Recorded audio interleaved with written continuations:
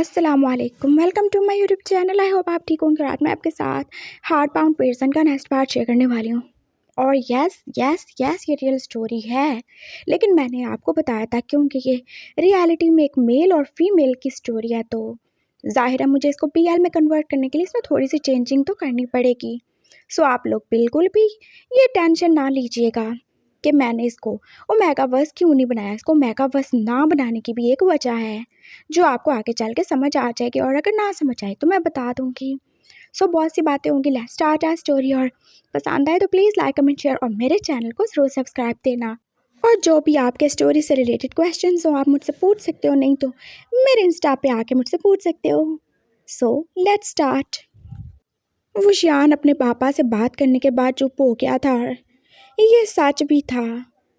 वो कुछ भी नहीं कर सकता था और ना ही उसके पास कोई चॉइस थी। कोई ऑप्शन भी तो नहीं था उसके पास। आखिर वो क्या ही करता। उसके पापा के पास इतनी ज़्यादा प्रॉपर्टी थी, और अगर वो उसे नहीं संभाल पाएगा तो क्या ही होगा। वो ज़रूर उसके अंकल्स और उनके बच्चों के पास चले जाएगी। वो बस अपने कमरे में आ गया था, और उसकी आंखें जैसे बांधी थी, लेकिन वो फिर भी सो नहीं पा रहा था। उसकी आंखों के सामने उसका पूरा का पूरा पास्ट जैसे किसी फिल्म की तरह घूम रहा था, और उसे सब बातें सच्ची लग रही थी पापा की। वो उसे प्रोटेक्ट करना चाहते थे, चाहे वो कितना ज़्यादा स्ट्रांग हो जाए, चाहे वो कितना ज़्यादा पढ़ लिख ले, कितना ज़्यादा खुद को इंडिपेंडेंट साबित करने की कोशिश करे। लेकिन ये सच है, उसके अंदर की फीलिंग्स और उसका ऐसे होना उसको बाकी सबसे अलग ही बनाता था। और वो सच में अंदर से डरपोक ही तो था।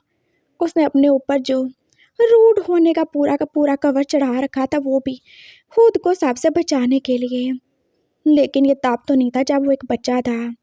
वो जब बच्चा था वो कितना ज़्यादा डरता था लोगों से।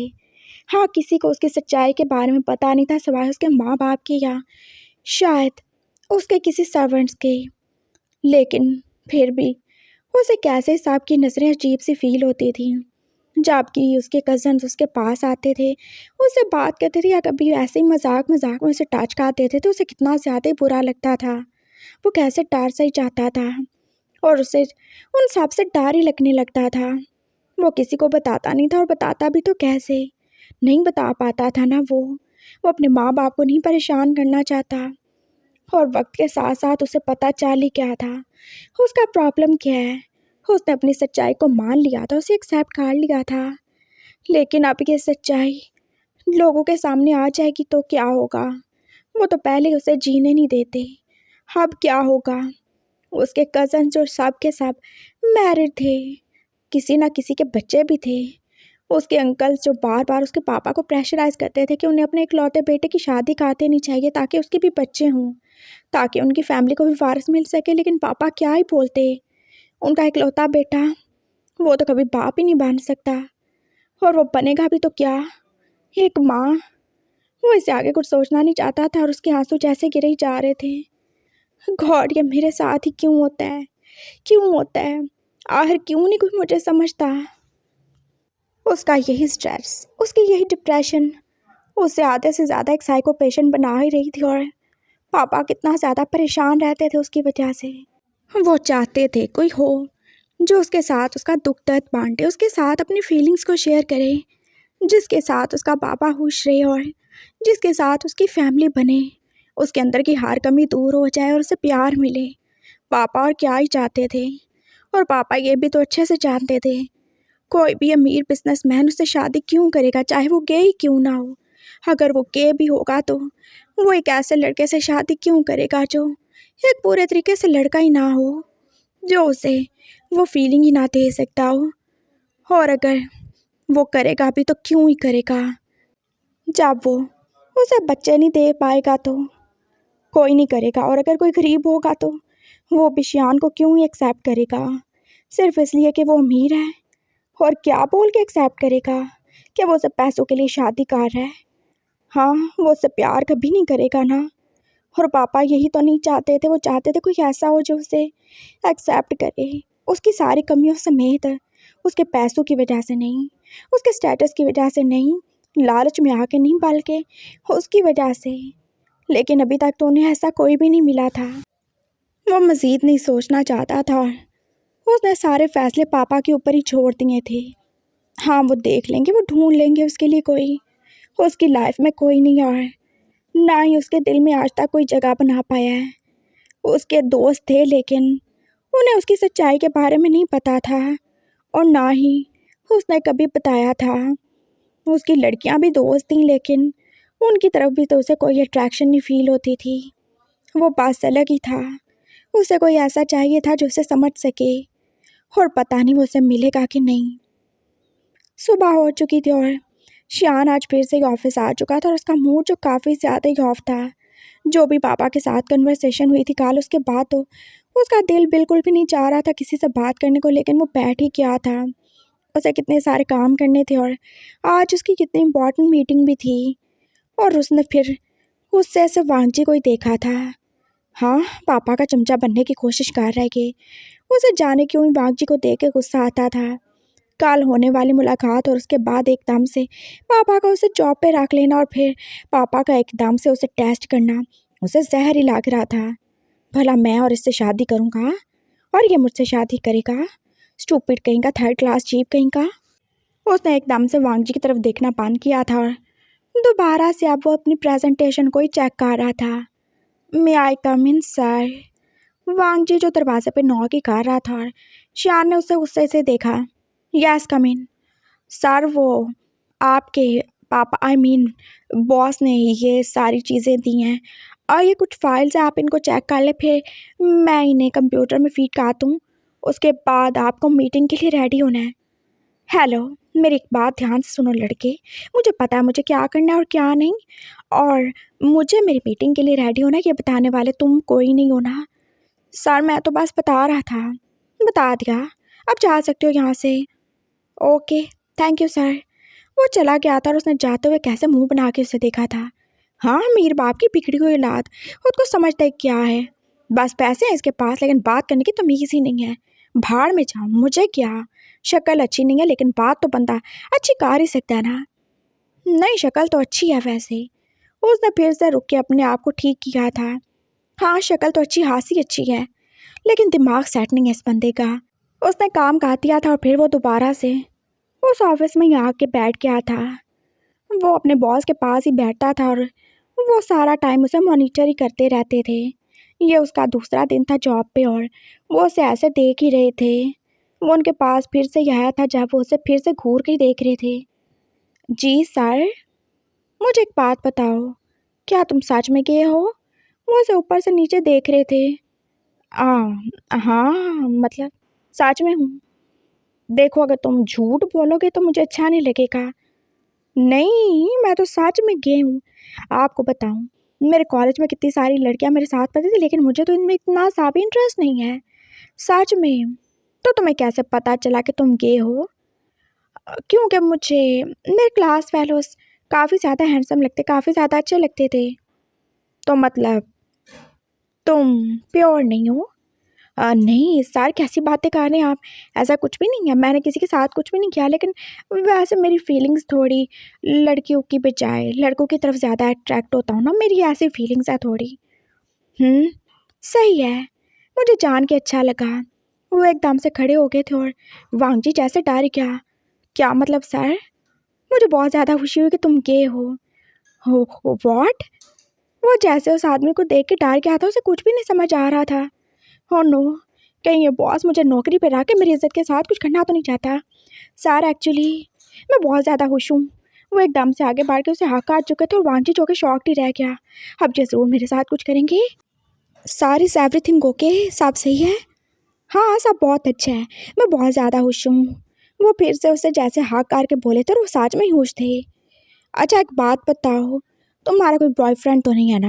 हाँ, नहीं नहीं, बिल्कुल नहीं, फ़िलहाल तो कोई भी नहीं है और अभी मुझे कोई इतना ख़ास अच्छा भी नहीं लगा कि मैं उसे अपना बॉयफ्रेंड बना लूँ। अच्छा, वो अभी तक ऐसे ही उसे हक किए पूछ रहे थे और वांगजी को हद से ज़्यादा ही अजीब लग रहा था। सर वैसे आप ये सब क्यों पूछ रहे हो? वैसे आप तो मेरे पापा की एज के हो ना, तो तुम्हें क्या लगा? वो एकदम से उससे अलग हुए थे और वांगजी जो उन्हें हैरानी से देख रहा था। तुम्हें क्या लगा? आई एम सॉरी, मुझे लगा कि आप भी? लेकिन आप कैसे? आपका तो बेटा है ना, आपकी तो शादी भी हुई होगी आप भला। और उसने एकदम से मुंह पे हाथ रख लिया। उसकी तेज चलती जुबान उसे किसी दिन ज़रूर ही मरवा देगी अपने बॉस के हाथों। सारा आई एम सॉरी बस मेरे मुंह से निकल गया। हाँ इट्स ओके। वो जैसे ज़ोर ज़ोर से हंसने लगे थे और शियान ने जैसे दूसरे रूम से उन्हें देखा था। वो गिलास जोर जोर से साफ भी दिखा रहा था। उसने नाक चढ़ा के दूसरी साइड पर मुंह काट लिया था। वांग जी को अभी भी कुछ समझ नहीं आई। तुम्हें ये लगता है कि मैं गे हूँ? नो सर, मैं बस बस वैसे ही। हाँ मुझे अच्छा लगा तुम ऑनेस्ट हो और तुमने झूठ नहीं बोला। वैसे ऐसा कुछ नहीं है, मैं गे नहीं हूँ। मुझे खुशी हुई कि तुम गे हो और तुमने अपने आप को जो तुम हो उसे एक्सेप्ट किया। और रही बात तुम्हारे पापा की उम्र का होने की, तो मैं बहुत ज़्यादा खुश हूँ अगर तुम मुझे सच में अपना पापा बना लो तो। What sir? देखिए मामा, मेरी विडो हैं लेकिन उनका दूसरी शादी में कोई भी इंटरेस्ट नहीं है, और आप क्यों मेरे पापा बनना चाहते हैं? आपका तो खुद का बेटा है ना। अरे पागल, उसे कुछ भी समझाने से अच्छा था वो चुप ही रहते। कभी बताऊंगा। मैं तुम्हें पास ये कह रहा था कि तुम मुझे ऐसे ही समझो कि जैसे मैं तुम्हारा पापा हूँ। लेकिन मैं क्यों समझूं? आप तो बॉस हो और मैं आपका एक एम्प्लॉय हूँ ना, आपका सेक्रेटरी हूँ। हाँ लेकिन तुम ऐसे ही समझो। और तुम्हें जो भी बात हो, जो भी टेंशन हो, तुम मुझे बता सकते हो। तुम मुझे अच्छे लगते हो, जैसे पापा मेरा बेटा वैसे तुम भी। और देखो तुम इतने यंग हो, इतने ज़्यादा क्यूट हो, मुझे तुम काफ़ी ज़्यादा अच्छे लगे। और मैं बहुत ज़्यादा खुश हूँ कि तुमने अपने जेंडर को छुपाया नहीं, अपनी आइडेंटिटी को तुमने कबूल किया। और इस खुशी की एक और भी वजह है, मैं अपने सारे एम्प्लॉय से बहुत ज़्यादा प्यार करता हूँ। और मेरे लिए यहाँ पे काम करने वाले सब लड़के मेरे बेटों जैसे और सब लड़कियाँ बिल्कुल मेरी बेटियों जैसी हैं।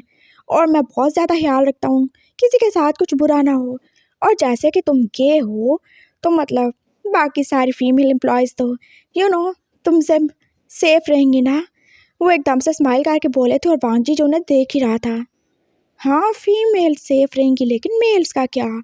उसने जैसा मुंह ही मुंह में पड़ा था। कुछ बोला तुमने? नो सर, आपकी थिंकिंग ग्रेट, आप कितनी ज़्यादा अच्छी सोच रखते हो। आप एक एम्प्लॉय के साथ भी इतने अच्छे तरीके से बात कर रहे हो। हाँ बस वैसे ही दिल करता ना कभी बात करने का।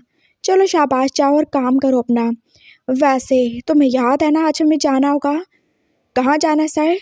कुछ पेमेंट है जो बैंक में जमा करवानी है। और मैं तुम्हारे अलावा किसी और पे इतना ज़्यादा ट्रस्ट नहीं कर सकता। लेकिन मुझे आए तो पास एक दिन हुआ है ना सर। तो क्या हुआ? एक दिन भी काफ़ी होता है किसी को जानने के लिए। और मुझे तुम काफ़ी ज़्यादा अच्छे लगे हो। वही जांग से ने उसकी तरफ देख के स्माइल किया था और वो फिर से अपने काम की तरफ लाके थे और वांगची जो उन्हें देख ही रहा था। कभी कभी किसी को जानने के लिए पूरी उम्र भी नाकाफ़ी होती है सर। लेकिन क्या कर सकते हैं, जब कोई खुद कुर्बान होना चाहता हो तो मैं उसे कैसे बचा सकता हूँ। मैं चलूँगा सर, डोंट वरी। वो वापस से जाके अपनी सीट पे बैठ गया था और वो फिर से अपनी फाइल्स को देखना शुरू हो ही गया था जो उसे साफ के साफ कंप्यूटर में फीड करनी थी। शाम हो गई थी और शियान की मीटिंग भी तो कितनी ज़्यादा अच्छी हो गई थी। वो कितना ज़्यादा खुश था और वांग जी जो उसे देख ही रहा था। हाँ रूड है, एटीट्यूड है बहुत ज़्यादा इसमें, लेकिन फिर भी अच्छा है, काफ़ी ज़्यादा टैलेंटेड है और मुझे ऐसे लोग पसंद हैं। वो उसे ऐसे जज कर रहा था जैसे वो उसका बॉस नहीं बल्कि वांग जी उसका बॉस हो। क्या देख रहे हो तुम? कुछ नहीं सर, मैं तो बस देख रहा था आप कितने अच्छे से सब कुछ डील कर रहे थे और आपने कितने अच्छे से हर चीज़ को समझाया। थैंक्स। वैसे ज़्यादा मेरे साथ फ्री होने की ज़रूरत नहीं है। सर मैं तो जस्ट गो अवे, उसने बोला था। वांग जी जो फिर से उसका रूड बिहेवियर देख के वहाँ से चला ही जाएगा। वो मुझे तो सर ने बोला था कि मैं आपकी थोड़ी हेल्प करूं प्रेजेंटेशन के बाद, अगर आपको कुछ चाहिए हो तो, इसलिए। क्यों? वो कहाँ गए और बाकी सर्वर्स क्या मर गए हैं? सर वो किसी और चीज़ में हेल्प हो सकती है ना। वैसे भी मैं आपके पापा का सेक्रेटरी हूँ। पापा के सेक्रेटरी हो ना, तो पापा के साथ जाओ, उनके साथ काम करो। मेरे पीछे क्या ही कर रहे हो तुम? सर उन्होंने बोला है। वो कुछ बोल नहीं पा रहा था उसके आगे और उसका ऑरा जो उसे डरा ही रहा था। वांग जी को कभी किसी से इतना ज़्यादा डर नहीं लगा था जितना उसकी बातों से उसे लगता था। मैं चलता हूँ, वैसे भी मुझे बैंक जाना और शायद बहुत जल्दी बैंक बंद हो जाएंगे। हाँ, जाओ ना। वैसे भी पापा तुम पे मुझसे ज़्यादा ट्रस्ट करते हैं, तो जाओ।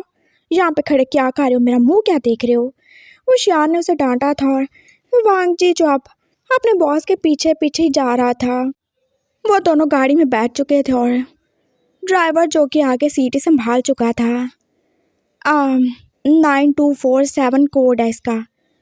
वॉट?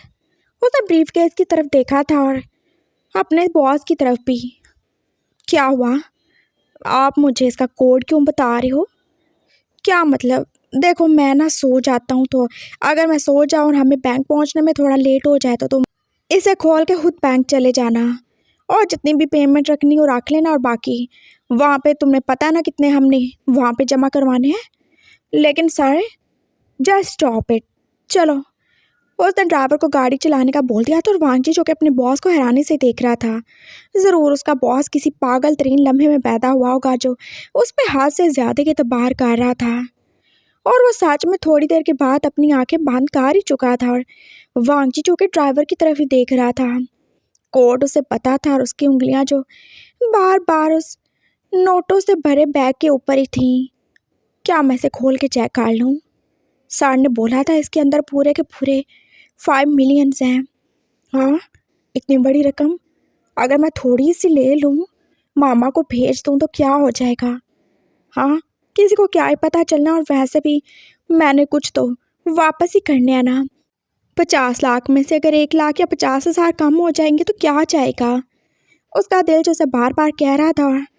वांगजी ने एकदम से उसे खोल ही डाला। वो उन सारे नोटों को देख रहा था। उसकी आंखें जैसे खुली की खुली रह गईं। बस इतने से पैसे? हाँ, बस इतने से पैसे? वांगजी तुम इतने सस्ते हो, वो तुम पे एतबार करते हैं और तुम उनका एतबार तोड़ रहे हो। उसके दिल ने उसे बोला था और वांगजी जिसने अपनी आंखें बंद कर ली। एतबार? लेकिन वो क्यों करने लगे मुझ पे एतबार? ज़रूर उनकी कोई बेटी होगी, ज़रूर वो किसी को देख रहे होंगे। हाँ, कोई ऐसा जो लॉयल हो, कोई ऐसा जिसे उनके पैसों से ज़्यादा उनकी बेटी में इंटरेस्ट हो। शायद वो मुझे टेस्ट कर रहे होंगे उस दिन की तरह।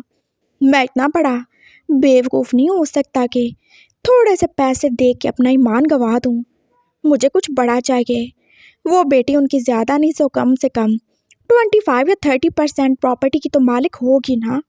नो वांगजी, तुम ये नहीं कर सकते। उसके दिमाग ने उसे समझाया था और उसने एकदम से उस ब्रीफ केस को बंद ही कर दिया। वांगजी का ईमान इतना सस्ता नहीं है जो इतने में बिक जाएगा। उसने फिर से स्माइल किया था और अपनी आंखें बंद ही कर ली थी। ड्राइवर जो कि सिर्फ ड्राइवर नहीं था बल्कि वो उनका पर्सनल कार्ड भी था, और वांगजी को इस बात का बिल्कुल भी नहीं पता था। वो उसको नोट कर रहा था और उसके एक हाथ में गानी थी जो उसने अपनी सीट पे साथ ही रखी थी। उसे पता था अगर वांगजी ने कुछ भी गड़बड़ की तो उसे क्या ही करना है। उसने देखा था वांगजी ने बैग खोला लेकिन उसमें से कुछ भी नहीं निकाला, बंद कर दिया, और फिर उसने पीछे मुड़ के उसकी तरफ देखा था। यस, क्या हुआ सर? कुछ प्रॉब्लम है क्या? आपने बैग खोला था? हाँ, वो मैं देख रहा था कि क्या इसमें सारी रकम पूरी है कि नहीं, और सब ठीक है, मैंने बंद कर दिया। आप चाहें तो आप भी देख लें। नो सर, कोई ज़रूरत नहीं है। वही जांग से कि सिर्फ आंखें बंद थी लेकिन उसके कान और उसका सारा ध्यान तो बस वांगजी की तरफ ही था। तो वांगजी ने बेईमानी नहीं की। एक और टेस्ट में वो पास हो चुका था। वो अभी भी ऐसे ही एक्टिंग करने में खुद को ज़्यादा कंफर्टेबल फील कर रहे थे। बैंक पहुंच चुके थे और फिर वांगजी ने उन्हें उठा दिया। सर चलें, ये आपका काम है और मैं आपके साथ जाऊंगा। मैं बैग ले लेता हूँ। वो उनके साथ साथ चला गया था और फिर उन्होंने जितनी भी रकम डिपॉजिट करवानी थी वो करवा ही चुके थे, और बाकी के 2 मिलियन जो घर ही जाएंगे। और वांगजी फिर से एक बार उनका एतबार जीत चुका था, लेकिन ये अभी भी बहुत ज़्यादा चलती था। इतना ज़्यादा उस पर एतबार करना कि उसे एकदम से अपने पापा का रिश्ता ही दे दिया जाए। वांगजी जॉर्ज के घर आ चुका था और उसने उसे रात को सब ही बताया था। जॉर्ज को भी जॉब मिल गई थी और उसकी बातें सुन के वो जैसे एकदम हैरान और फिर कितना ज़्यादा खुश हुआ था। क्या हुआ, मैंने कोई तुम्हें फ़न स्टोरी सुना दी है? नो, मैं तो सच में सोच रहा हूँ जो तुम सोच रहे हो बिल्कुल वैसा ही होगा। क्या? मैं समझा नहीं। देखो तुम जानते हो ना, ऐसे लोग जो होते हैं ना ऊपर से कितने ज़्यादा रूड बनते हो लेकिन अंदर से ये बहुत ज़्यादा डरपोक होते हैं। इनके अपने रिलेटिव्स और इनके जो बिजनेस राइवल्स होते हैं उनसे इनको काफ़ी ज़्यादा खतरा होता है। तुम जानते हो तुम्हारा बॉस ये सब क्यों कर रहा होगा? क्यों? इसीलिए कि उसकी एक कोई बेटी होगी। हाँ, और वो ज़रूर तुम्हें अपना दामाद बनाना चाहता होगा। हाँ, मुझे भी यही लगता है। लेकिन अगर ना हुई तो ज़रूर होगी, और ज़रूर उसे कोई एक्सेप्ट नहीं कर रहा होगा। ज़रूर उसकी शादी नहीं हो रही होगी इसलिए वो तुम पे इतना ज़्यादा मेहरबान हो रहा है। और तुम मुझसे लिखवा के रख लो, 2-3 दिन के अंदर अगर उसने तुमसे बात नहीं की तो मेरा नाम बदल देना तुम। लेकिन अगर उसकी बेटी बदसूरत हुई तो, काली या मोटी या छोटी जैसी भी हुई तो मैं क्या करूँगा? क्या मैं पैसों के लिए उससे शादी कर लूँगा? ऑफ कोर्स तुम करोगे। देखो वांग जी, तुम्हारी लाइफ एकदम से सेट हो जाएगी और तुम्हें चाहिए क्या? वो जैसी भी हो, उसकी फिजिकल अपीयरेंस से तुम्हें क्या लेना देना? यार मैं उसके साथ मतलब, तुम सोच रहे हो मैं एक ऐसी लड़की के साथ कैसे रहूँगा? अरे पागल, तुमने मुझे बताया था तुम्हारे बॉस का बेटा वो बहुत ज़्यादा हैंडसम है। अब बेटे के चक्कर में बेटा कहाँ से आ गया उसका? हाँ वो हैंडसम है, हाँ से ज़्यादा हैंडसम है तो। अरे, तो जिसका भाई इतना ज़्यादा हैंडसम है तो वो लड़की भी तो प्यारी होगी ना। और तुमने बताया कि तुम्हारा बॉस वो भी काफ़ी ज़्यादा हैंडसम है। हाँ वो तो है। तो क्या उसकी बेटी बुरी होगी? हो सकता है वो अपनी माँ पे चली गई हो। तुमने उसकी माँ देखी क्या? मैंने तो नहीं देखी। क्या उस बेटी ने अपनी माँ पे जाना था? अगर ऐसी बात नहीं है, उसकी बेटी अपनी माँ पे नहीं गई, वो बदसूरत नहीं है, काली गुलोटी नहीं है, मोटी छोटी नहीं है, तो वो क्यों मेरे पीछे पड़ा है? बस यही तो बात है, मैंने तुम्हें क्या बताया। उन्हें ज़रूरत होती है क्योंकि उन्हें कोई लॉयल नहीं मिलता। उन्हें किसी वफादार आदमी की ज़रूरत होती है। और मैं क्या वफादार कुत्ता हूँ? तो बन जाना। एक बार तुम्हारी शादी होगी, एक बार तुम्हारी लाइफ सेट हो गई, तो तुम कहाँ से कहाँ पहुँच जाओगे वांजी, तुम सोच नहीं सकते। हाँ, और अगर वो बदसूरत भी हुई, इवन कि अगर उसका चेहरा भी एसिड से जलाओ तो भी कोई प्रॉब्लम नहीं है। सुनो, मैं बताता हूँ, तुम एक्स्ट्रा मैरिटल अफेयर रख सकते हो। तुम्हारी वो फ्रेंड जो तुम्हारे साथ कॉलेज में थी, तुम उससे बात कर सकते हो, किसी को कुछ पता नहीं चलेगा। वो यहाँ पे तुम्हारे लिए, पूरी सोसाइटी के लिए तुम्हारी वाइफ होगी, लेकिन तुम्हारा दिल जानता होगा कि वो तुम्हारे दिल में नहीं होगी। तुम अपनी लाइफ को अपनी मर्जी से जी सकते हो, जैसे चाहो, जो मर्जी चाहो कर सकते हो। बस एक दो बच्चे दे देना से और फाइन, ना उसे तुमसे कोई लेना देना और ना तुम्हें कोई उससे। हाँ, बस दोनों अपनी अपनी लाइफ एंजॉय करना, तुम्हारी लाइफ सेट हो जाएगी। और वांगजी जैसे एकदम से सोचने लगा था, उसकी बेस्ट फ्रेंड, हाँ वो हद से ज़्यादा खूबसूरत है और वो वांगजी की एज की है, लेकिन उन दोनों में काफ़ी ज़्यादा डिफरेंस है और शायद उसके घर वाले उसे एक्सेप्ट नहीं करेंगे, यही सोच के तो वांगजी उसके ज़्यादा करीब नहीं किया था। तुम सही कह रहे हो जॉर्ज, बस मुझे थोड़ा सा अपने दिल को मारना होगा फिर सब सेट हो जाएगा। हाँ अब तुम देखो मैं क्या करता हूँ, मैं ज़्यादा से ज़्यादा अपने बॉस और उसके बेटे को खुश रखने की कोशिश करूँगा ताकि वो अपनी बेटी की शादी मुझसे करने के लिए तैयार हो जाए। हाँ बिल्कुल। और देखो जब ये सब हो गया तो तुम अपने दोस्त को नहीं भूलोगे। Of course not. जब मेरा सबसे बुरा टाइम था तुम मेरे साथ थे, मैं तुम्हें कैसे ही भूलूंगा। उसने आगे बढ़ के जॉर्ज को हक कर लिया था और उसकी आंखें जैसे चमक ही रही थी। बॉस की बेटी, उससे शादी और फिर उनकी प्रॉपर्टी में एक बड़ा शेयर, और उसे क्या ही चाहिए था, बिना कुछ किए उसे सब भी मिल जाएगा। उसने आंखें बंद कर ली थी और अब वो अपने फ्यूचर के सुहाने ख्वाब देख के सो ही जाएगा। अगली सुबह वो फिर से ऑफिस में था और शियान जो उसे फिर से देख के जाने क्यों ही वो गुस्सा सा महसूस कर रहा था। उसे वांगजी बिल्कुल भी अच्छा नहीं लगता था। उसे वो ऐसे लगता था जैसे किसी चमचे की तरह या किसी दुम की तरह जो उसके बाप के पीछे पीछे घूम रहा था। और आज तो सच में ही ऐसा था, जहाँ उसके पापा जाते थे वहाँ वो वांगजी पीछे पीछे। उसे तो बस हैरत होती थी वो उनके पीछे वॉशरूम में क्यों नहीं चला जाता। क्या प्रॉब्लम है तुम्हें? वो चौथी बार उससे टकराने वाला था जब वो एकदम से उसे रो के पूछ ही रहा था, सर क्या प्रॉब्लम है? मैं सेक्टरिंग और मुझे यहाँ से वहाँ जाना पड़ता है, आई एम सॉरी, लेकिन आपको भी तो देख के चलना चाहिए ना, इतनी बड़ी बड़ी आँखें आपकी। व्हाट नॉनसेंस, मत भूलो कि मैं कौन हूँ, बॉस के बेटे हैं और कौन है आप? तुम कुछ ज़्यादा बोल रहे हो, मैं भी तुम्हारा बॉस ही हूँ। लेकिन आपने कहा मेरे बॉस नहीं है, अभी कल आपने बोला था। और मैं कोई भी यहाँ पे फजूल इधर से उधर नहीं घूम रहा हूँ। मुझे सर ने बोला कि मैं सबका ध्यान रखूँ, और हाँ, मुझे यहाँ से वहाँ कुछ फ़ाइल ट्रांसफ़र करनी होती है और उन्हें कुछ ना कुछ गाइड करना होता है। सर बार बार यहाँ वहाँ नहीं जा सकते, इसलिए मुझे सब चीज़ें समझा देते हैं और मैं जाके उनको समझा देता हूँ। हाँ, तुम समझाओगे? वो जैसे उसकी तरफ देख के हंसने लगा था और वांगजी को कितनी ज़्यादा इंसल्ट फील हो रही थी। तो मुझे सर ने समझाया तो मैं उनको बता देता हूँ ना। तुम खुद कितना समझे हुए हो? डिग्री देखी है तुमने? आर्ट्स पढ़ी है तुमने? हाँ, और तुम यहाँ पे आके हमारे इतने पढ़े लिखे एम्प्लॉयज़ को सब समझाओगे? Wow, what a joke. और मुझे तो बिल्कुल हंसी नहीं आ रही इसके ऊपर। वो जैसे बोला था, वांगजी का फेस एकदम से रेडी हो गया। आई एम सॉरी सर, लेकिन आप मेरे इंसल्ट कर रहे हो। मैं इंसल्ट नहीं कर रहा हूँ तुम्हारी, मैं तुम्हें सच बता रहा हूँ, और सच यही है कि तुम यहाँ पे जॉब करने के लिए बिल्कुल काबिल नहीं थे, और अब तुम मज़ीद आउट ऑफ द वे जाके मेरे पापा के पीछे पीछे घूम रहे हो। लेकिन तुम्हें ये चमचागिरी करके कुछ भी हासिल नहीं होने वाला, सुन लिया तुमने? वो बोला था और उसे हद से ज़्यादा गुस्सा आता था वांगजी के ऊपर, और पता नहीं क्यों नहीं आता था, और वांगजी चुप ही हो गया। मैंने ऐसा कुछ भी नहीं किया। हाँ, मैं सब देख सकता हूँ। हाँ, मेरी एज भी ज़्यादा है, तुमसे एक्सपीरियंस भी कहीं ज़्यादा है। जस्ट गेट लॉस्ट, उसने बोला था, और वांगजी जो चुपचाप वापस से अपने ऑफिस में चला ही गया था। और वो शियान जिसका दिल चाह रहा था अपना सर किसी दीवार से दे मारे, इसके लिए पापा देख रहे हैं मुझे, और मेरे लिए इसको, मुझे कहते हैं कि मैं इसके बारे में सोचूं। व्हाट द फक, मैं इसके बारे में सोचूंगा? इससे पहले अच्छा है कि मैं मर जाऊं। और कोई नहीं मिला पापा को? हाँ, कोई नहीं मिला। उसे कितना ज़्यादा गुस्सा आ रहा था, और जब से पापा ने उसे वांगजी के बारे में सोचने के लिए बोला था और उसे देखने के लिए बोला था, तब से तो उसका गुस्सा जैसे आसमान पे रहता था। उसका सर जो एकदम से घूमने से ही लगा था, और उसे फिर से जैसे पैनिक अटैक आ ही जाएगा। वो वहाँ खड़ा खड़ा ही जैसे गिरने ही वाला था, और वो सच में अब चेयर के सहारे खड़ा होना ही चाहता था, लेकिन वो चेयर जो उसका वेट बर्दाश्त नहीं कर सकी थी, और वो उसके समेत ही तो नीचे जा गिरा था। सब लोग एकदम से खड़े हो गए थे, और वो शियान जो फिर से अपने फर्श के ऊपर ही गिरा पड़ा था। सर आप ठीक तो हैं? सब उसके पास आए थे, और वांगजी जो वहाँ से जाते जाते एक बार फिर से ही मुड़ के खड़ा हो गया था।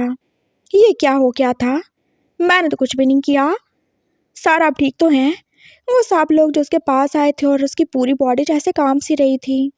उसका बीपी जो हाथ से ज़्यादा लो हो चुका था, और उसकी बॉडी जो कितनी ज़्यादा ही ठंडी हो चुकी थी, और उसका साथ जो पास दर्द कर रहा था। और ये सब उससे कभी कभार ही तो होता था, लेकिन जब भी होता था कितना ज़्यादा पेनफुल होता था उसके लिए, और अक्सर तो ऐसे ऑफिस में ही हो जाता था। सर आप सही तो हैं? मैं ठीक नहीं हूँ, प्लीज़ कॉल द डॉक्टर, मुझे बहुत ज़्यादा पेन हो रहा है। वो कितनी मुश्किल से बोला था, और उसकी आंखों में जैसे आंसू ही थे। उसका हाथ जो अपने पेट पे था, और उसकी पूरी बॉडी जैसे दर्द से अब कांप ही रही थी। Sir are you okay? Wangji को फिर जाने क्या ख्याल आया था, उसके पास ही आ गया था। हाँ, बॉस का बेटा है, बट आना तो पड़ेगा ना, वरना इसकी बहन का रिश्ता कैसे मिलेगा। उसे बहुत ज़्यादा गुस्सा था वो शियान के ऊपर, लेकिन अभी फ़िलहाल उसे एक अच्छा एम्प्लॉय और एक अच्छा लड़का बन के दिखाना था। अगर रिश्ता लेना है तो अच्छा तो बनना ही पड़ेगा। Sir are you okay? हाँ, मैं डॉक्टर को भी बुलाता हूँ, मैं सर को बुलाता हूँ। वो जाने वाला था, लेकिन कोई और तो उससे पहले ही चला गया था। कोई डॉक्टर को कॉल कर रहा था, और वांगजी ने किसी और की हेल्प से उसे उठा के चेयर पे ही तो बिठाया था। वो शियान को तो अब सांस लेने में भी प्रॉब्लम हो रही थी, और वांगजी जो उसकी हालत देख के डर गया। अगर कहीं ये टपक गया तो नो नो नो, मुझे कुछ करना होगा, मुझे करना होगा कुछ। वो जैसे इधर से उधर भाग ही रहा था, और फिर उसके जहन में ख्याल आया, सर आप ठीक तो हैं? मैं आपको ब्रेथ देता हूँ। हाँ, उसने एकदम से बोला था, और वो सब जैसे हैरान ही हो गए, और उसके बॉस वांगजी को देख के जैसे एकदम से चुप ही हो गए। वो शियान जो चेयर पे ही बैठा था, और उसके पापा जो पास उसका हाथ पकड़ के खड़े थे, और बाकी सारे एम्प्लॉय जो कि उसे देख के शॉक्ड ही थे। क्या बोला तुमने? मतलब मैं इनकी हेल्प करता हूँ ना जब तक डॉक्टर नहीं आता तो? हाँ सर, आई एम सॉरी, देखिए कुछ गलत नहीं समझिएगा। वो एकदम से उसके करीब हुआ था, और उसने अपने होंठ जो के वो शियान के होंठों से जोड़ ही दिए थे। मैं आपको ब्रेथ देता हूँ। हाँ, आपको कुछ नहीं होगा सर, मुझे पता है कि सब कैसे करते हैं, मैंने ट्रेनिंग ले रखी है इसकी भी। वो उसे सांस दे रहा था और बाकी सबकी आंखें जो खुली की खुली थी। ऐसी किसकी हिम्मत थी जो बॉस के सामने उसके बेटे के इतने ज़्यादा क्लोज हो सके, और वो भी ऐसे। और बॉस तो कुछ भी नहीं बोल रहे थे। उन्होंने एक बार उसे हटने के लिए नहीं बोला, ना डांटा, ना मारा, ना कुछ कहा। और वो शियान की आंखें जो शायद फाटी जाएंगी, और उसका सांस जो पहले थोड़ा सा चल रहा था एकदम से रुकने लगा था। इतनी बड़ी इंसल्ट।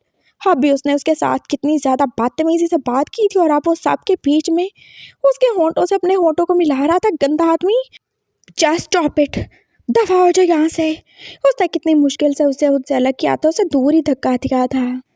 उसकी आंखें जैसे अब आंसुओं की वजह से लाल ही हो चुकी, तो डॉक्टर जो आई क्या, उसने जल्दी से उसे मेडिसिन दी थी, और उसे एक तो इंजेक्शन भी तो दे ही दिए थे। वो जाके फिर से अपने सोफा पे लेट गया था, और पापा जो उसका प्राइवेट बेडरूम जो उसके ऑफिस के साथ ही था उसको आप खुलवा ही रहे थे। वो यहाँ पे रेस्ट करेगा। हाँ, बाबा को रेस्ट की ज़रूरत है। वो कैसे परेशान से होकर बोल रहे थे, और वांगजी जो अब वो शियान को अंदर जाने में भी हेल्प कर ही रहा था। तुम अभी भी यहाँ पे ही हो? उसने कैसी कमज़ोर सी आवाज़ में बोला था। वांगजी ने उसकी तरफ ही देखा था, उसकी आंखें बहुत सीरियस सी थीं। ये मेरी जॉब है सर। ये तुम्हारी जॉब नहीं है ना? नहीं, ये मेरी जॉब है। मैं सर का सेक्रेटरी हूँ, और उनका कोई भी प्रॉब्लम मेरा प्रॉब्लम है। आप मुझे गलत समझ सकते हैं, लेकिन मैं ऐसा ही हूँ। वो शियान अंदर चला गया था, और हाँ, वो बेड पे लेट ही गया था। पापा जो उसके साथ ही बैठ गए थे, और बाकी सब लोग जो दोबारा से अपने काम में लग ही चुके थे। पापा जो अब उसके पास ही बैठे थे, और वो कितने ज़्यादा परेशानी से उसे देख ही रहे थे। इंजेक्शन की वजह से उसे नींद आ गई थी, और अभी वो थोड़ी देर के बाद उसे घर ले ही जाएंगे। और वांगजी जो कि उनको देख ही रहा था, वो कितने ज़्यादा परेशान थे। सर, मैं आपके लिए पानी मंगवाऊं या कॉफ़ी? आप ठीक तो हो? उसे जाने क्यों इस आदमी पे तरस आ रहा था। मैं ठीक नहीं हूँ। मैं अपने बेटे को ऐसे देख के कैसे ठीक रह सकता हूँ? वैसे सर, अगर आप बुरा ना माने तो मतलब क्या प्रॉब्लम है सर को? कौन सा डिजीज़ है? इससे कुछ भी नहीं है, ये पास ऐसे इसको कभी ना कभी पैनिक अटैक्स आ जाते हैं, जब ये कभी ज़्यादा इमोशनल हो जाए या फिर ये ज़्यादा गुस्सा हो जाए। आई एम सॉरी, इसने जो भी तुम्हारे साथ मिसबिहेव किया उसके लिए मुझे पता चला। नहीं, कोई बात नहीं सर। आप बॉस हैं और वो आपके बेटे हैं, अब वो बोल सकते हैं। नहीं, ऐसा कुछ भी नहीं है। किसी को राइट नहीं है कि वो किसी को इंसल्ट करे या ह्यूमिलेट करे। उसकी ऐसी कंडीशन है, और तुम बुरा नहीं मनाना। हाँ, वो ऐसा नहीं करता, वो दिल का बहुत ज़्यादा अच्छा है। वो किसी के साथ बुरा नहीं करता, बस वो थोड़ा बीमार है, इस वजह से वो ऐसे बोल देता है कभी कभार। हाँ, तुम बिल्कुल बुरा नहीं मनाना। नो सर, मैं कौन होता हूँ बुरा मनाने वाला? ये तो मेरी ड्यूटी है ना।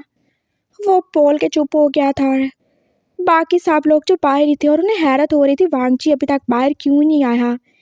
मैं अभी आता हूँ। हाँ, मैं देख के आऊँ सबको कि कैसे काम कर रहे हैं। तुम बाबा के पास बैठो। मैं?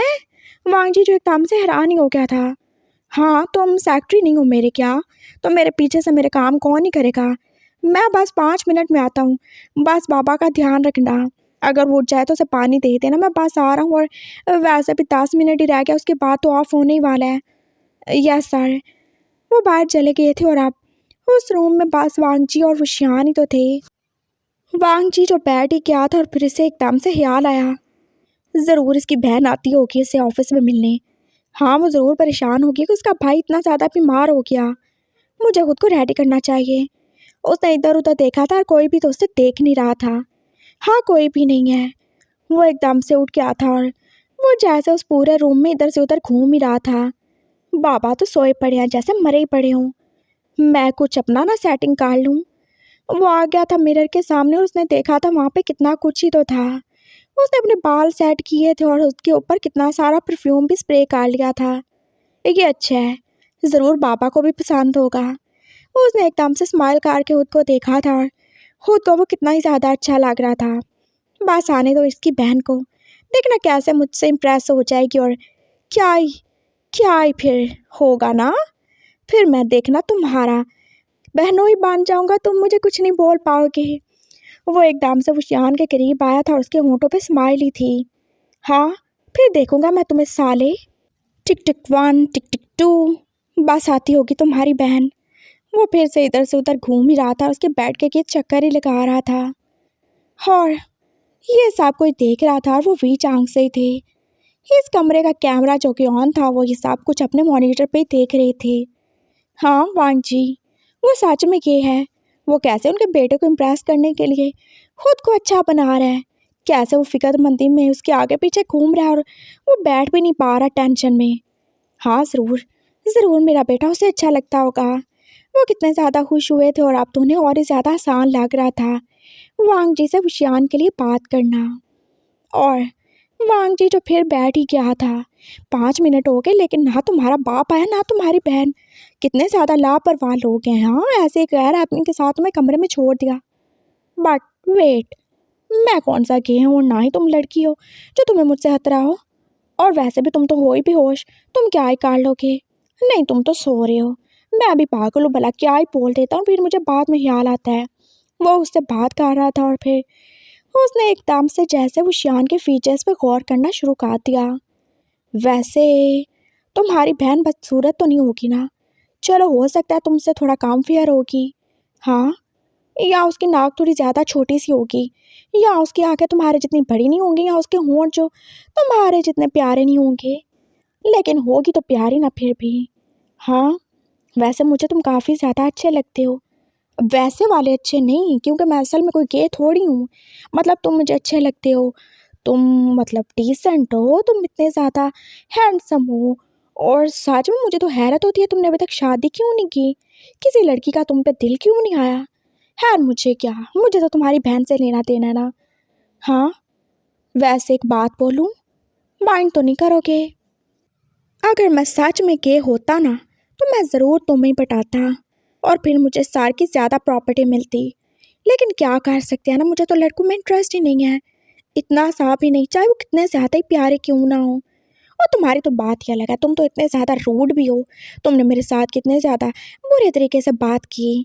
लेकिन एक बात बताऊं, अगर मैं गे होता ना, सच में तुम्हारी अक्ल को ना ठिकाने लगा देता। बहुत ज़्यादा जुबान चलती है तुम्हारी, हाथ से ज़्यादा ही चलती है। खैर, लेकिन क्या ही कर सकते हैं।